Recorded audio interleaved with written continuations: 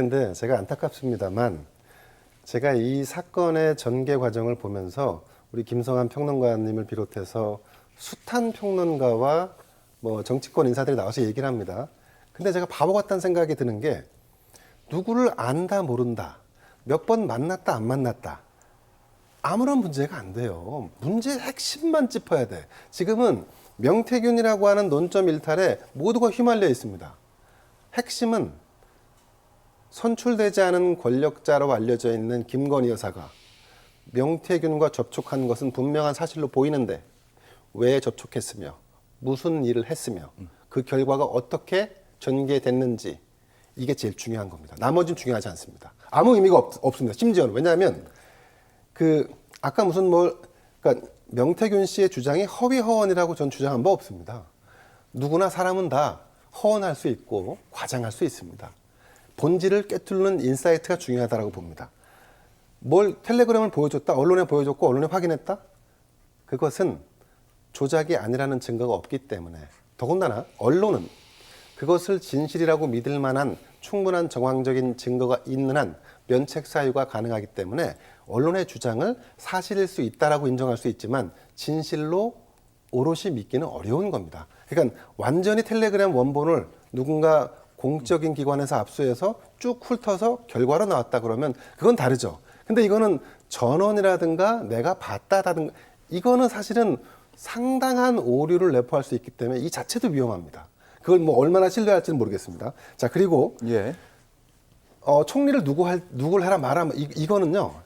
이것도 다른 게 대통령은 많은 사람에게 조언을 구할 수 있는 자리입니다.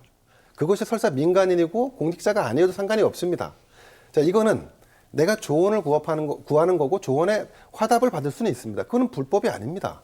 그런데 주도적으로 자의적으로 이 사람을 해라고 지시했다는 것과는 다른 겁니다. 그러니까 모든 것이 약간의 이연령 비연령이 있기 때문에 문제가 되지 않는 것들은 여기서 지금 쫙 걸러내야 됩니다. 핵심만 보고 그 핵심에 다가가는 게 중요한데 자꾸 명태균이라는 사람의 저 논점 일탈의 장난질에 자꾸 놀아나고 있습니다. 문제가 되는 부분, 금전적인 부분, 그리고 불법적인 부분에 대해서 딱 그것만 짚어야 됩니다. 나머지 부분은 제가 볼 때 이 사건에서 거기에 휘말리면 본질이 호도될 가능성이 매우 높아진다고 봅니다. 알겠습니다. 짧게 받겠습니다. 예, 반박은 아니고요.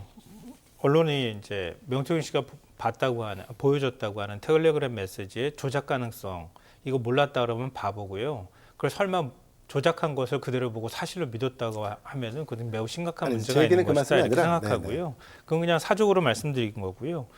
대통령 주변에는 이런 조언하는 사람들이 있을 수 있죠. 근데 심각하다고 얘기하는 거는 대통령 참모들 얘기를 안 듣고 이런 조언자들의 얘기를 들을 때 굉장히 심각하다고 말하는 겁니다. 아니, 참모들 얘기도 듣죠. 그래서 왜 안 듣겠어요? 아니, 안 듣는다는 얘기를 한두 번 언론에서 얘기한 것도 아니고요. 대통령실 주변에서도 그런 얘기가 한두 번 나온 게 아니기 때문에 말씀드리는 거고요. 제가 그 단호하게 말씀드리는데 참모들한테 조언을 듣습니다. 그건 알겠습니다. 네, 마저 듣겠습니다. 김성한 평론가님. 그리고요. 핵심 아까 잘 짚어주셨는데요. 핵심을 다시 정리하면 이렇게 되는 거예요.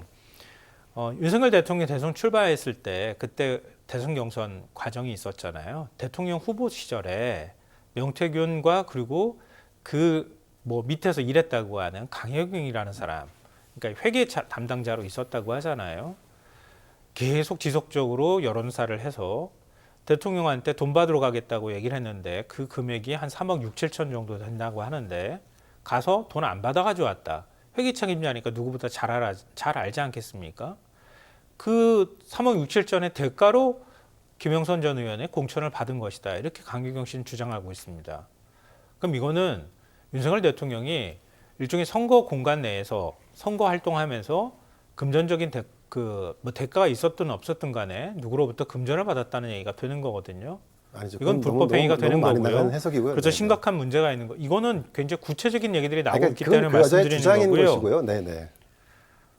네. 네, 마무리. 그리고요. 마무리 발언 김건희 듣겠습니다. 여사 문제가 심각하다고 말씀하셨는데 김건희 여사 관련돼 있는 이번 총선 때도 김건희 여사랑 명태균 씨랑 주고받았다고 하는 텔레그램 메시지가 일부 공개가 됐잖아요. 김건희 여사가 명태균 씨가 공천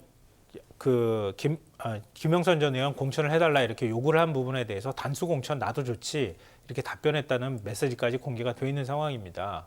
그걸 뭐 원론적인 답변 수준이다 이렇게 얘기할 수 있겠지만 그또 뒤집어서 얘기하면 김건희 여사랑 끊임없이 소통했다는 얘기가 될 수도 있거든요. 근데 그게 곧 일종의 이제 당정 개입이 될 수 있단 말이에요. 공천 개입이 될 수 있기 때문에 그것 자체가 위법 행위가 될 가능성도 있는 겁니다.